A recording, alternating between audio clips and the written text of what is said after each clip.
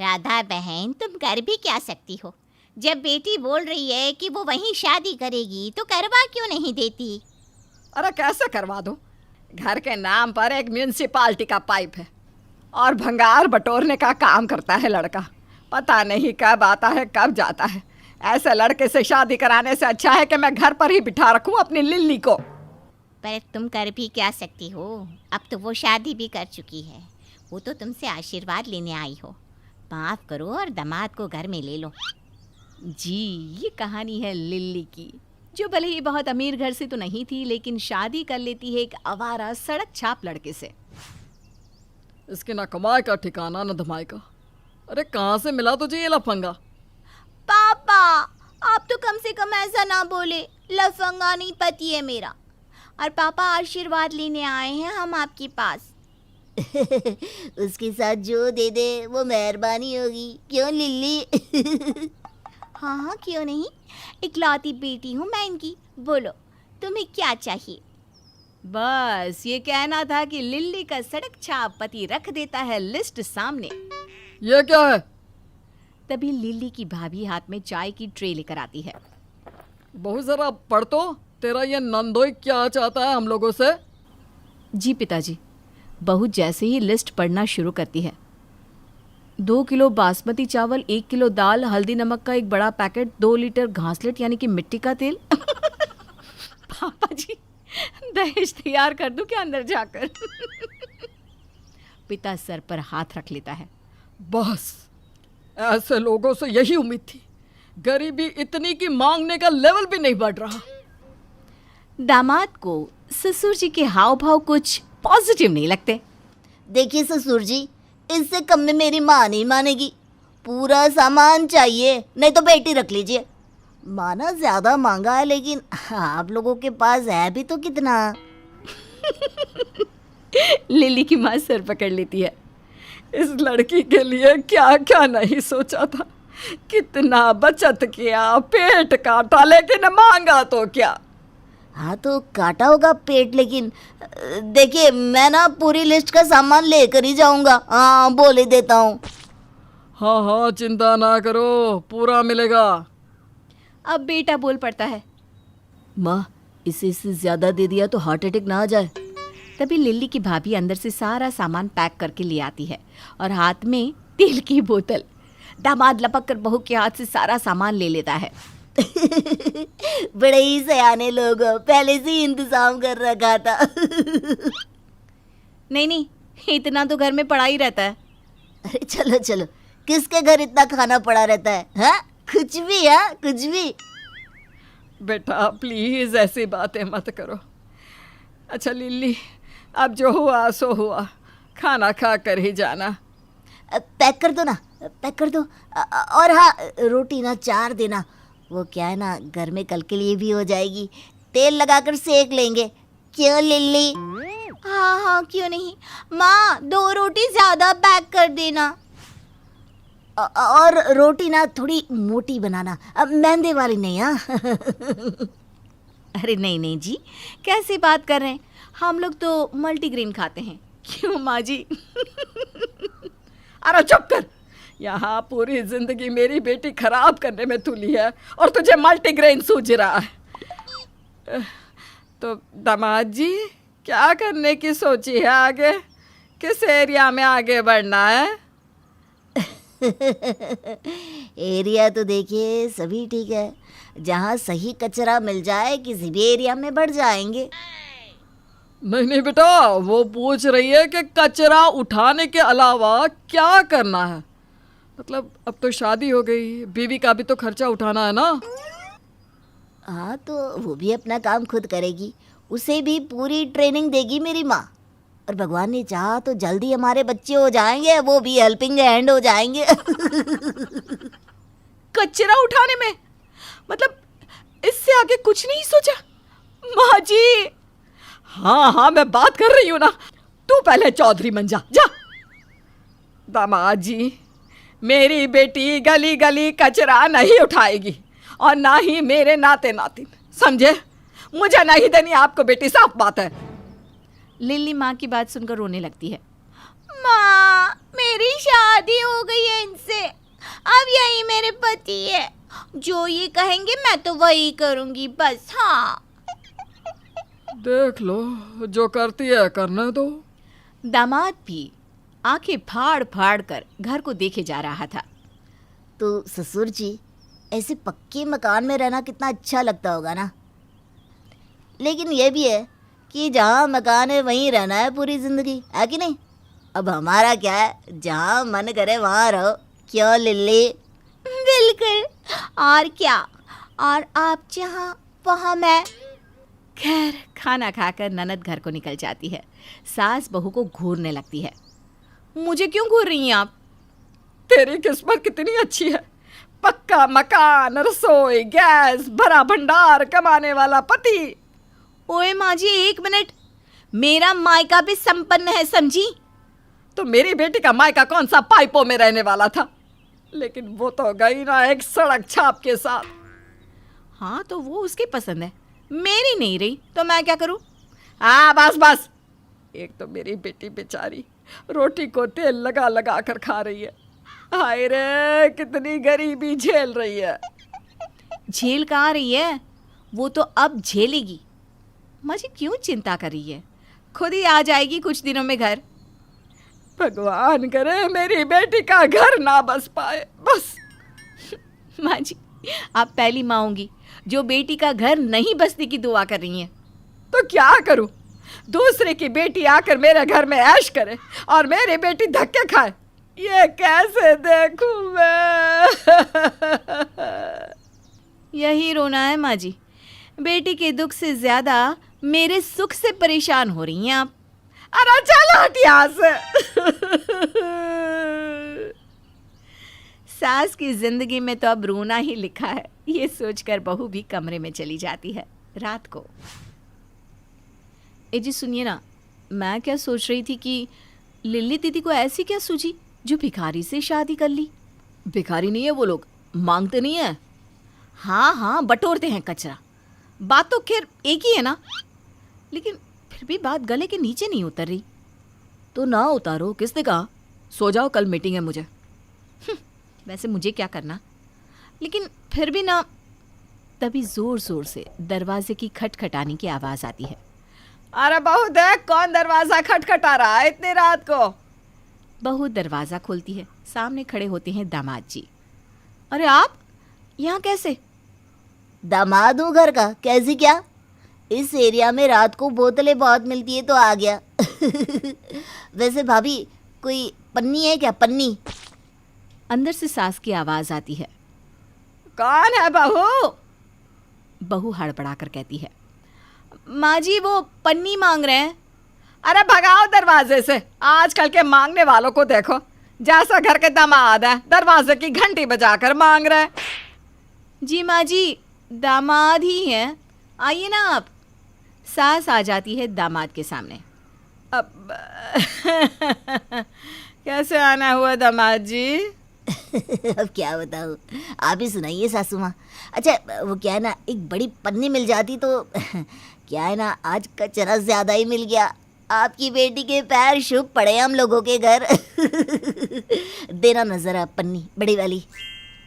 दामाद जी बुरा न मानिए, कुछ काम काज का भी सोच लीजिए। अरे कुछ नहीं रखा ये पन्नी बटोरने में। और हाँ, मेरी बेटी कहाँ है?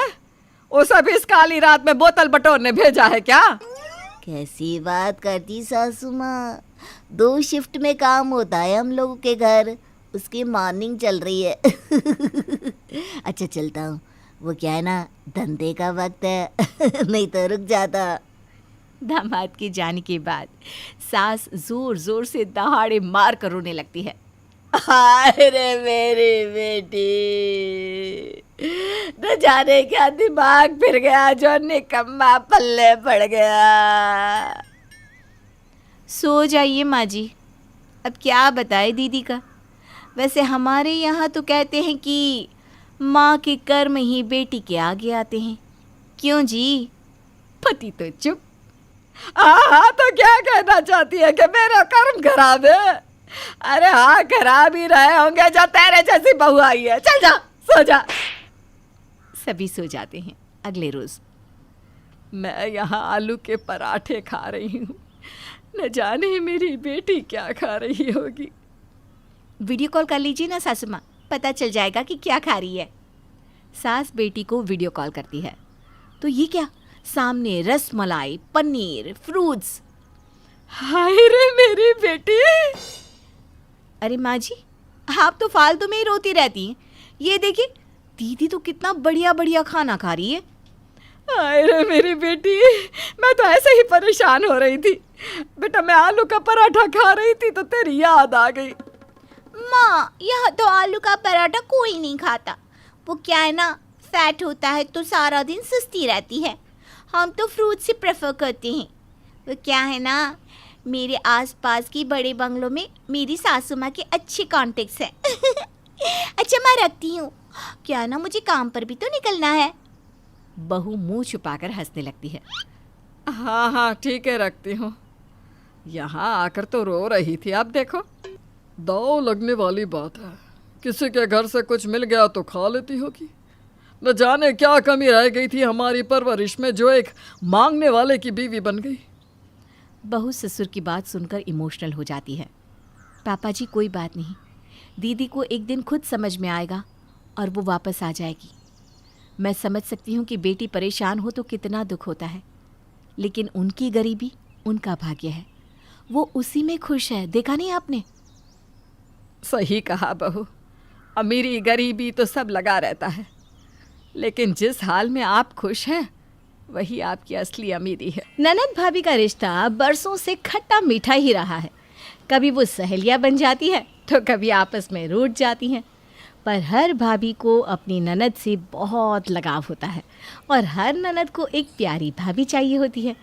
जानकी और कविता भी आज बहुत खुश थीं क्योंकि उनके भाई विशाल की आज शादी हो गई थी और अब वो दोनों नई भाभी का स्वागत कर रही थी।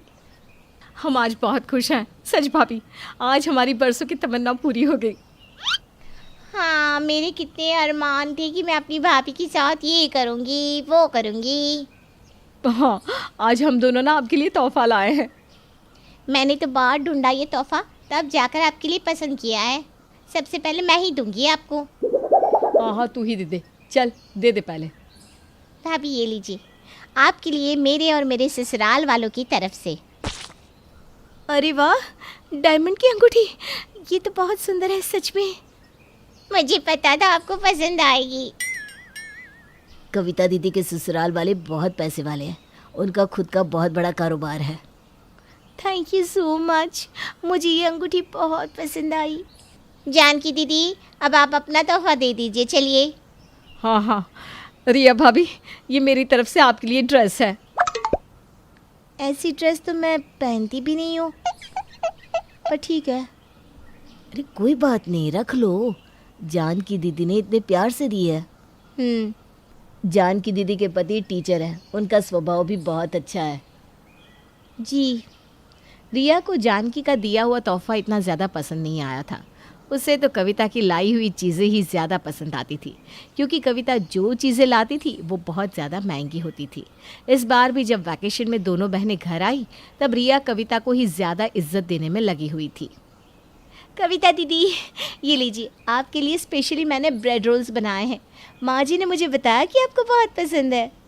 अरे हाँ, ये तो मुझे सच में बहुत पसंद है। Thank you. और मैंने तुझे बताया था ना कि जानकी को आलू के भजिया बहुत पसंद है, वो नहीं बनाए तूने बहू?